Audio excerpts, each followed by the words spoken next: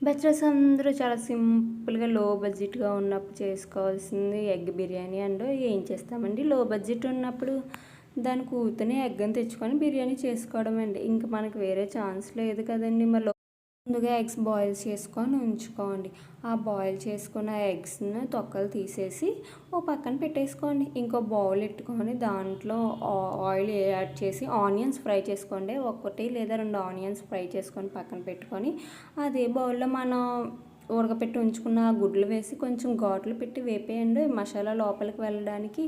అలా వేపేసిన తయి కూడా పక్కకు తీసుకొని పెట్టుకొని, అదే బౌల్‌లో మరి కొంచెం ఆయిల్ వేసుకొని, ఆ ఆయిల్‌లో ఏంటంటే బిర్యానీ వండాక బిర్యానీ సామాన్లు వేసుకోవాలి కదండీ! అలాగే బిర్యానీ సామాన్లు వేసుకొని, దాని తర్వాత కొంచెం ఆనియన్స్, కొంచెం టమాటా, కొంచెం పచ్చిమిరపకాయలు, నేనైతే ఫ్లేవర్ కోసం ఎప్పుడు కరివేపాకు ఖచ్చితంగా వేసుకుంటాను కాబట్టి కొంచెం కరివేపాకు వేసుకొని మగ్గనించేయండి ఒక 5 మినిట్స్. దాని తర్వాత ఇంకేం చేస్తారు, కారప్పొడి, అలాగే నేను ఎప్పుడు బిర్యానీ వండినా సరే బిర్యానీ సామాన్లు హాఫే వేస్తానండి. మిగతా హాఫ్ పౌడర్ చేసుకొని వేసుకుంటాను. అలాగే మిగతాది కారప్పొడిలో ఆ పౌడర్ కూడా హాఫ్ మాత్రమే వేసుకున్నాను.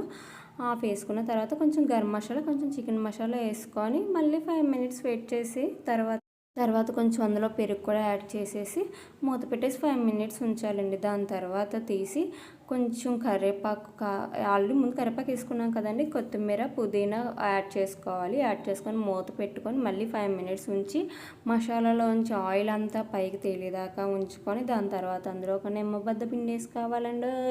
నిమ్మబద్ద పిండి వేసుకున్న తర్వాత ఏం చేస్తారు, బాగా మిక్స్ చేసి మనం ఎంతైతే రైస్ తీసుకున్నామో దానికి డబుల్ వాటర్ తీసుకోవాలండి.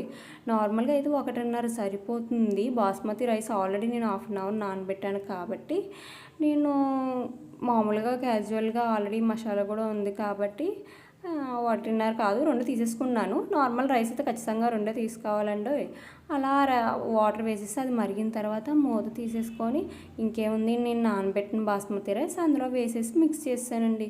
అలా మూత పెట్టి 5 నిమిషాలు ఆ బాయిల్ అయ్యేదాకా ఉంచి, దాని తర్వాత అందులో నేను ముందుగా వేపుకున్న ఎగ్స్ ఉన్నాయి కదండి, ఆ ఎగ్స్ అన్నీ పైన పెట్టేసుకొని, అలాగే నేను ఫ్రైడ్ ఆనియన్స్ కూడా వేపుకున్నాను కదండి, ఆ ఫ్రైడ్ ఆనియన్స్ కూడా పైన వేసుకొని ఒక 2, 3 లేదా టేబుల్ స్పూన్ ఆయిల్ వేసేసుకోవాలి. ఆయిల్ లేదా నెయ్యి వేసుకోవచ్చు. కొంతమంది డాల్డా కూడా వేసుకుంటారండి. ఏదైనా పర్వాలేదు, అన్నం ముద్ద అవ్వకుండా బాగుంటుందండి, పొడి పొడిగా ఆడుతుంది.